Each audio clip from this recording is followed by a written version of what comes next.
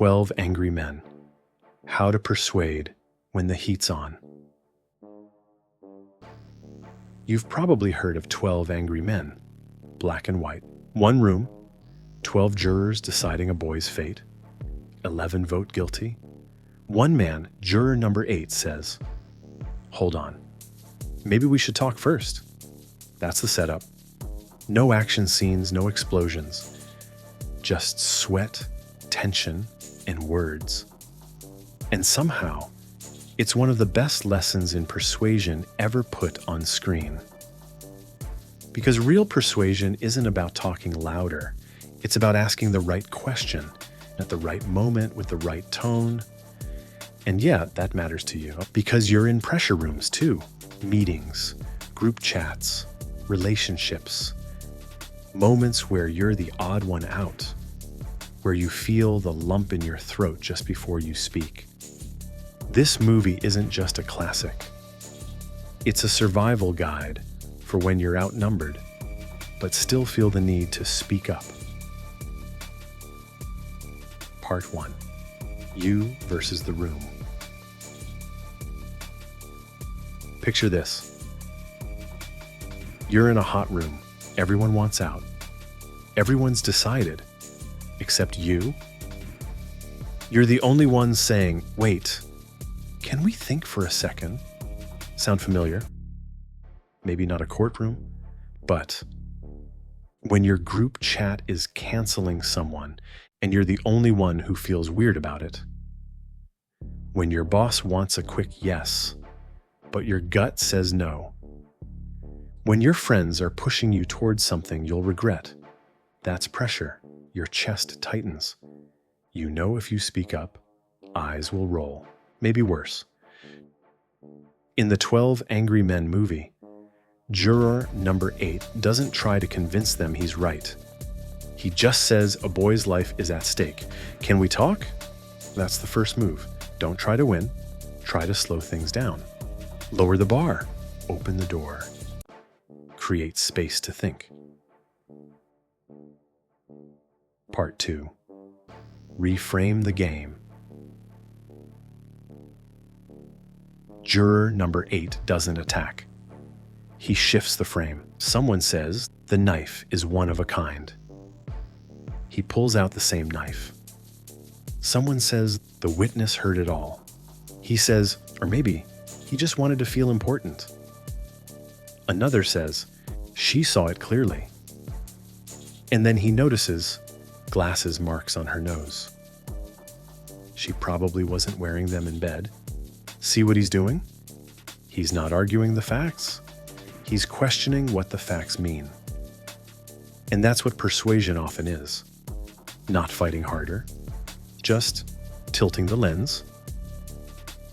Same in your life. You're behind. But compared to who? You need this to be complete. Or is that just someone selling you something? You don't need to shout. You just need to ask. What if this isn't the full picture? Part 3. Control the temperature. Juror number 8 doesn't yell. He doesn't snap. He stays calm and asks questions because in a hot room, people aren't thinking. They're protecting their pride. If you raise your voice, you raise the heat. But if you stay steady, ask instead of argue, people lean in. Imagine you're at work. Someone trashes your idea. You could fire back. Or you could say, can you walk me through how you see it? That second option drops the heat, opens the door. And that's rare today. Online, everyone's yelling. In politics, volume wins. But in your world, keeping calm gives you power. Part 4. Protect people's pride. Juror number 8 makes a clever move. He suggests a secret ballot. If everyone still says guilty, I'll go along. Why is that smart? Because it lets someone switch sides without being embarrassed. They can change their mind, privately, with dignity, and in real life, that matters. So many people double down, not because they believe they're right, but because they don't want to look weak. If you're trying to persuade, help them save face.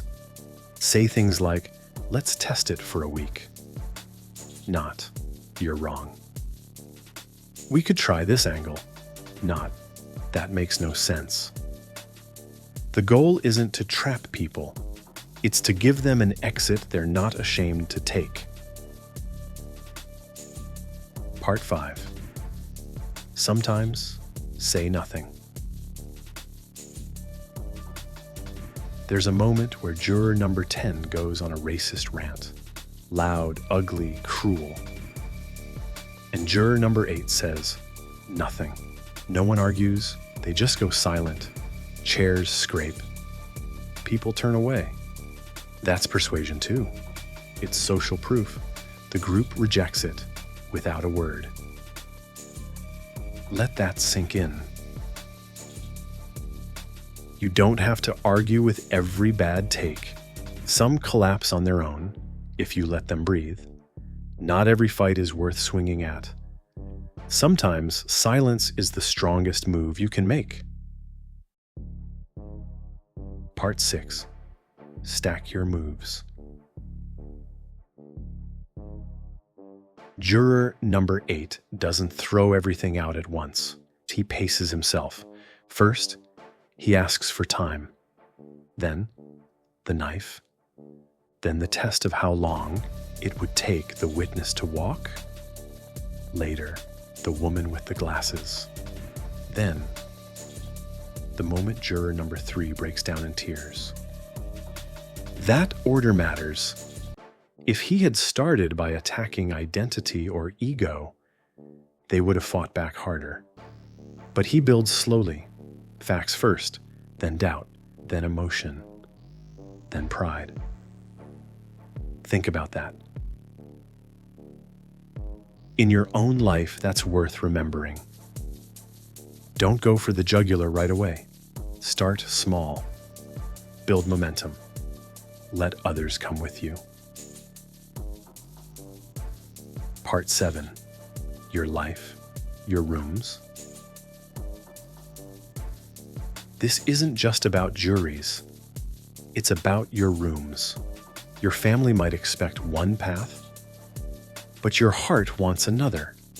Your boss might want fast results, but your values say slow down. Even your own thoughts might pressure you. That inner critic, that rush to be enough. So what do? Do you stay quiet? Do you fight too soon? Or do you pause and ask the smaller question, can we look again? Because your generation, our generation, we live in pressure cookers, social media, cancel culture, burnout, career chaos. You're told to be fast, be loud, pick a side. But maybe the strongest move is being the calm voice who says, can we think this through? Part 8. The cheat sheet. Here's what you can use starting today. Reframing the goal. Don't try to win, try to explore. Control the heat, ask more, yell less, give exits. Let people change their mind without shame. Use silence. Let weak arguments fall on their own. Sequence your points. Build slowly. Finish strong. Persuasion isn't pressure, it's patience. Final thoughts. Juror number 8 never said, I know I'm right. He just said, let's think. A life's at stake. And in your world, there are lives at stake too. Not always courtroom serious, but still real. Your friends, your relationships, your future, how you show up, how you speak up, how you handle pressure. That matters. So if you remember one thing from this film, let it be this. You don't need to be the loudest. You just need to be the one who cools the air, the one who says gently, "Let's think this through."